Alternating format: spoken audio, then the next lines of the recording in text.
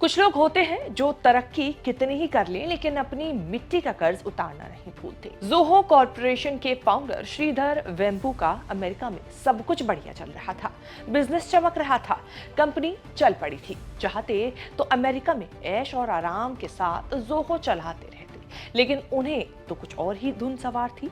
अपने लोगों के लिए कुछ करना था, नौकरी रोजगार देना था। श्रीधर वेम्बू ने ऐसा गजब का फैसला लिया जिसकी मिसाल पूरी दुनिया में रेयरेस्ट ऑफ रेयर है।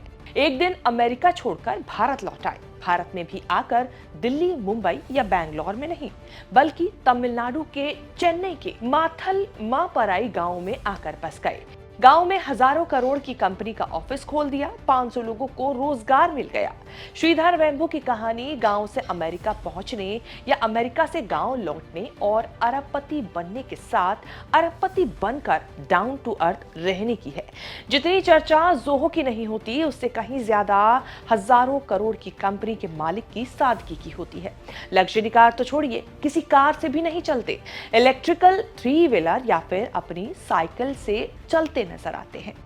किसी विला, मेंशन या फिर किसी होटल में नहीं, बल्कि गांव के एक छोटे से घर में रहते हैं, एकदम देसी होकर। अब चर्चा में आए हैं तो कारण जोहो कंपनी या उनका लाइफस्टाइल नहीं, तमिलनाडु के बेहद हॉट पॉलिटिकल और सेंटिमेंटल इशू पर बोलकर श्रीधर चर्चा में भी आए और विवादों में भी।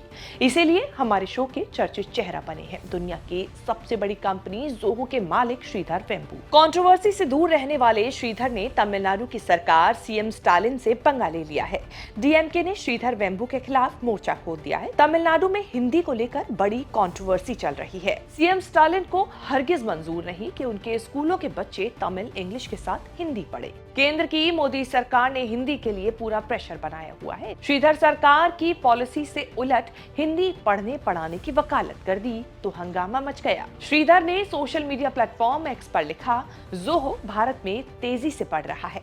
हमारे पास तमिलनाडु में ग्रामीण इंजीनियर हैं जो मुंबई और दिल्ली में ग्राहकों के साथ मिलकर काम कर रहे हैं। इसीलिए हमारा ज्यादातर कारोबार इन शहरों और गुजरात से आता है। हमारे लिए हिंदी सीखना समझदारी है, राजनीति को नजरअंदाज करें। वैसे तो श्रीधर नॉन पॉलिटिकल माने जाते हैं, लेकिन हिंदी का समर्थन करके पॉलिटिक्स में फंस गए। श्रीधर ने विदेश में रहकर पढ़ाई की, नौकरी की, लेकिन स्वदेश की पुकार पर देश लौट आए। गांव में रोजगार देने की मुहिम शुरू की। फोर्ब्स के अनुसार 2021 तक वो 3.75 अरब डॉलर की कुल संपत्ति के साथ भारत के 55वें सबसे अमीर व्यक्ति बन गए थे। उम्मीद है आपको ये रिपोर्ट हमारी पसंद आई होगी। इसे लेकर आपकी जो भी राय है आप कमेंट सेक्शन में जाके अपनी बात जरूर बताएं।